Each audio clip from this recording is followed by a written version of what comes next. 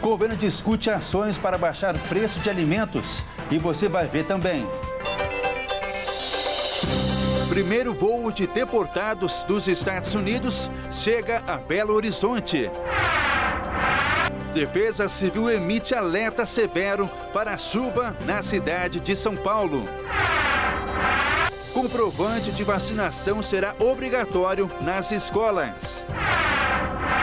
E ainda, na dica cultural para este fim de semana, um festival de luzes no Jardim Botânico de São Paulo. Tudo isso você confere a partir de agora no Jornal das 18h30.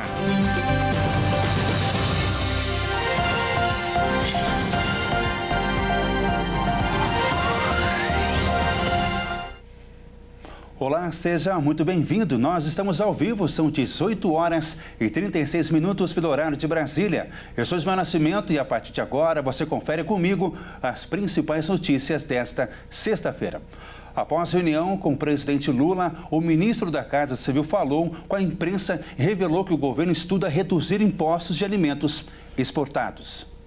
Após uma reunião convocada pelo presidente Lula para discutir possíveis ações que possam ajudar a reduzir os preços dos alimentos, o ministro da Casa Civil, Rui Costa, disse que o governo considera diminuir os impostos de alimentos exportados para que os preços caiam no mercado interno. Segundo o ministro, ao facilitar a importação desses alimentos, o governo contribuiria para aumentar a oferta do produto e, por consequência, a queda do preço. A equipe de Ministério da Fazenda ainda estuda medidas de aperfeiçoamentos da proposta para apresentar ao presidente Lula. Segundo Rui Costa, os eventos climáticos de 2024, como as enchentes no Rio Grande do Sul e as queimadas em estados do Centro-Oeste, prejudicaram a agricultura brasileira. Ainda assim, o ministro fez questão de garantir que, apesar dos ruídos ao longo da última semana, o governo não pretende intervir diretamente nos preços. Reafirmar taxativamente, nenhuma medida heterodoxa será adotada. Não haverá congelamento de preço, tabelamento, fiscalização, ele até brincou, não terá fiscal do Lula nos supermercados das feiras, não terá rede estatal de supermercado ou de lojas para vender produtos. Isso não existe, isso sequer foi apresentado na reunião, nesta ou em qualquer outra reunião. 558 imigrantes ilegais foram presos e deportados dos Estados Unidos na noite de ontem, marcando a primeira deportação em massa prometida pelo governo Trump. Agentes de imigração dos Estados Unidos iniciaram as prisões e deportações a imigrantes ilegais no país. Segundo o relatório divulgado pela Casa Branca, 538 imigrantes foram presos e encaminhados para os seus países de origem, mas não foram revelados quais países são estes. Porém, a Polícia Federal do Brasil revelou que um voo vindo dos Estados Unidos chegará a Belo Horizonte nesta sexta-feira, com 158 deportados, e desse total, 88 são brasileiros, mas informações sobre os outros 70 não foram dadas. Essa medida faz parte do cerco a imigrantes que Donald Trump prometeu fazer assim que tomasse posse da presidência americana. A porta-voz da Casa Branca, Karoline Leavitt, disse que os presos eram imigrantes ilegais criminosos, mas não deu mais detalhes sobre os deportados. Os Estados Unidos é o país com maior número de imigrantes ilegais no mundo. Estima-se que haja cerca de 11 milhões de indocumentados em solo americano, 10 milhões a mais que o segundo colocado, a Alemanha, que tem em seu país 1 milhão de estrangeiros sem documentação. Apesar de ser gigantesco esse número, Donald Trump deixou claro que os esforços americanos serão máximos para enviar todos os 11 milhões de imigrantes ilegais para os seus países. 4 militares israelenses devem ser libertadas nesse próximo sábado. Elas tiveram os nomes divulgados pelo Hamas e o governo de Israel confirmou ter recebido uma lista de nomes sem especificar se eram do exército. O Hamas divulgou nesta sexta-feira os nomes de 4 militares israelenses que vão ser libertadas no sábado como parte da segunda troca de detidos no âmbito do acordo de trégua na faixa de Gaza. Israel confirmou que recebeu uma lista de nomes. Se tudo ocorrer como acordado, o Hamas vai libertar as 4 reféns e Israel vai libertar um grupo de detidos palestinos que nenhum dos lados confirmou a quantidade. A frágil trégua tem o objetivo de pavimentar o caminho para um fim permanente da guerra em Gaza, que começou após o ataque do Hamas em Israel em 7 de outubro de 2023. Um membro do escritório político do grupo palestino sediado no Catar afirmou nesta sexta que os cidadãos deslocados pela guerra para o sul de Gaza devem poder começar a voltar para casa depois das libertações. O acordo de cessar-fogo, negociado por Catar, Egito e Estados Unidos, deve ser implementado em 3 fases. Na primeira, de 42 dias, 33 reféns que Israel acredita estarem vivos devem retornar em troca de 1.900 detidos palestinos. A capital paulista entrou em estado de alerta para alagamentos em todas as regiões da cidade na tarde de hoje. A Defesa Civil mandou uma mensagem de texto para a população paulista com alerta da tempestade. O alerta foi emitido às 3h56 da tarde. Na mensagem enviada aos paulistanos, a Defesa Civil disse: alerta severo, forte chuva se espalhando pela capital paulista, com rajadas de vento, risco de alagamento e mantenha-se em um local seguro. Segundo o Centro de Gerenciamento de Emergências Climáticas, que é um órgão da Prefeitura, a chegada da chuva veio por conta de uma brisa marítima e com a umidade, as chuvas ficaram carregadas. Nas redes sociais, milhares de paulistanos postaram as imagens dos temporais, em todas as regiões de São Paulo. No Shopping Center Norte, uma cena assustou quem estava passeando ou fazendo compras. A chuva foi tão forte que o teto do shopping desabou e a gritaria foi grande, causando uma verdadeira cena de pânico. No metrô, um dos meios de transportes mais utilizados pela população, a água chegou até a plataforma e paralisou os trens. E mais de 179 mil clientes da Enel ficaram sem energia. E as linhas do metrô que foram afetadas pelo temporal, como 1 azul, 10 turquesa e 12 safira, ambas da CPTM tiveram o sistema PAES do ônibus acionado. E veja a seguir, comprovante de vacinação será obrigatório nas escolas. E ainda, na dica cultural para este fim de semana, um festival de luzes no Jardim Botânico de São Paulo. Nós voltamos já.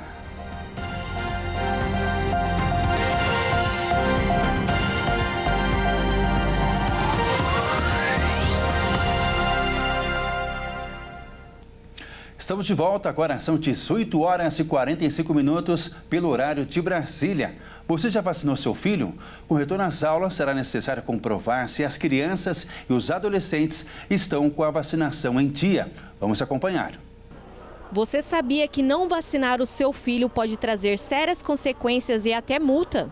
A obrigatoriedade de apresentar a carteira de vacinação de crianças e adolescentes nas escolas públicas e privadas de Mato Grosso do Sul foi adotada ano passado e continua em 2025. Perder a guarda, sim, pode acontecer de que os pais sejam responsabilizados por conta da não vacinação. O Estatuto da Criança e do Adolescente, no seu artigo 14, ele determina que se os pais não cuidarem, não zelarem da saúde dessa criança, elas podem ser multadas no valor de 3 a 20 salários mínimos. E esse valor pode ser dobrado no caso de reincidência. A exigência de apresentar a carteira de vacinação nas escolas resultou em um aumento significativo na cobertura vacinal do Estado.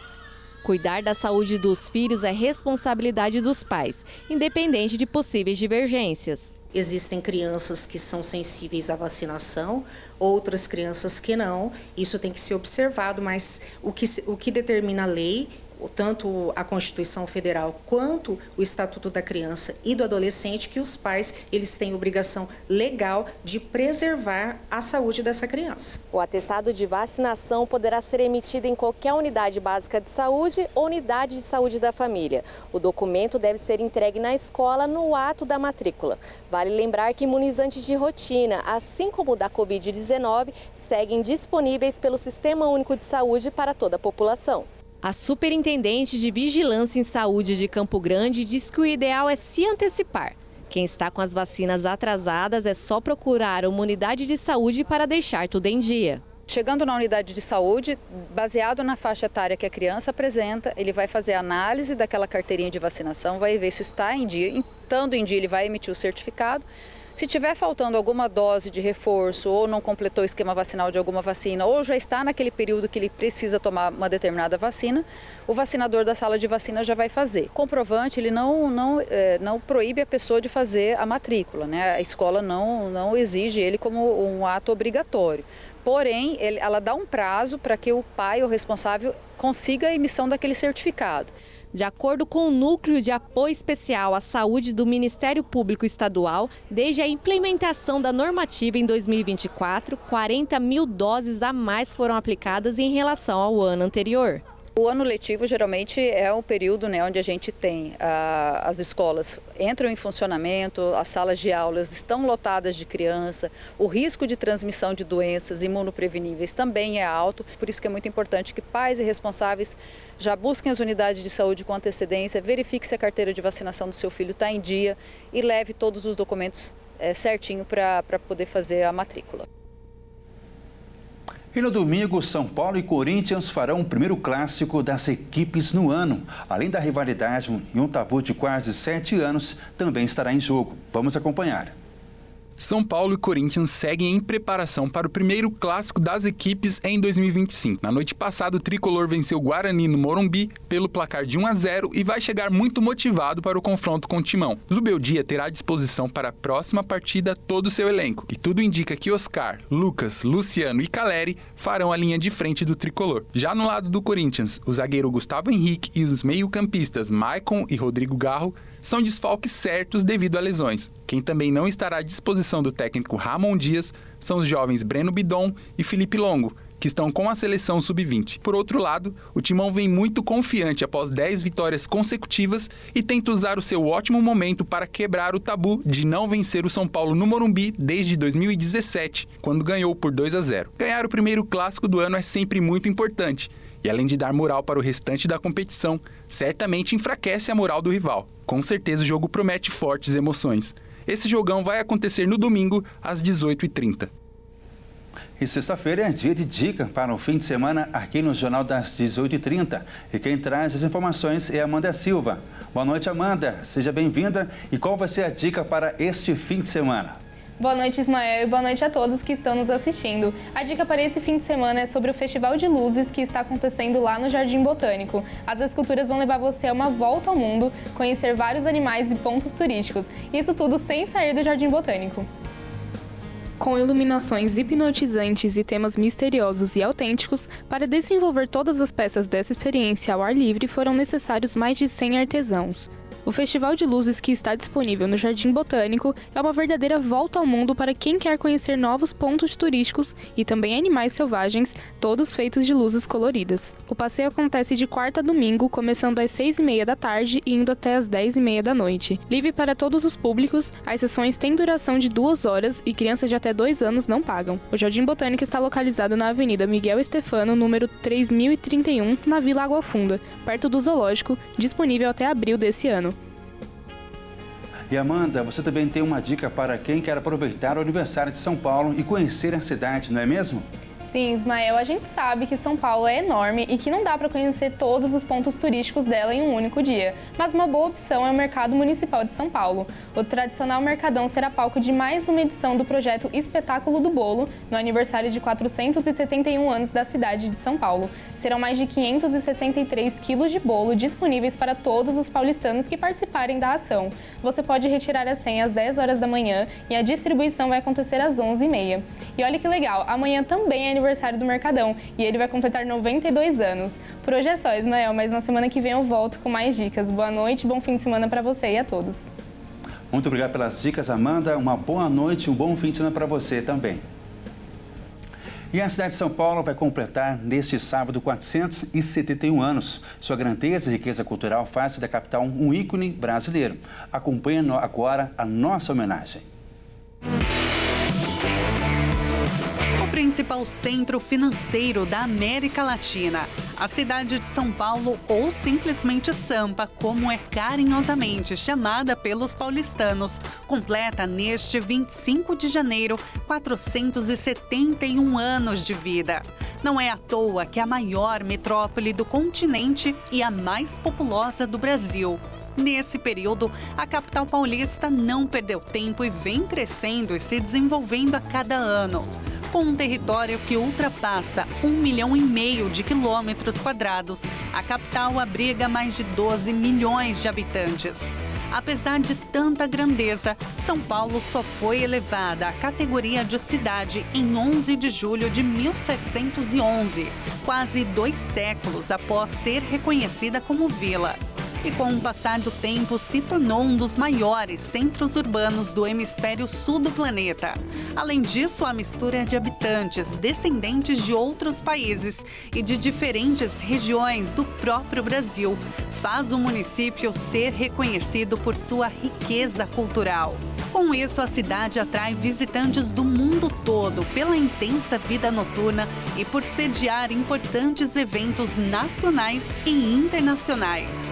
Tem São Paulo para todos os gostos, entre suas festas, parques, restaurantes, teatros, avenidas, centros comerciais, museus e outros tantos cantos paulistanos. De compras a casas noturnas, é grande a lista de opções de lazer, diversão e passeios.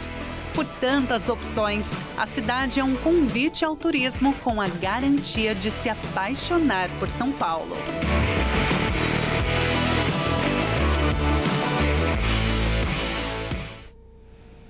O Jornal das 18h30 termina aqui. Obrigado pela sua companhia. Uma boa noite para você e até mais. Tchau!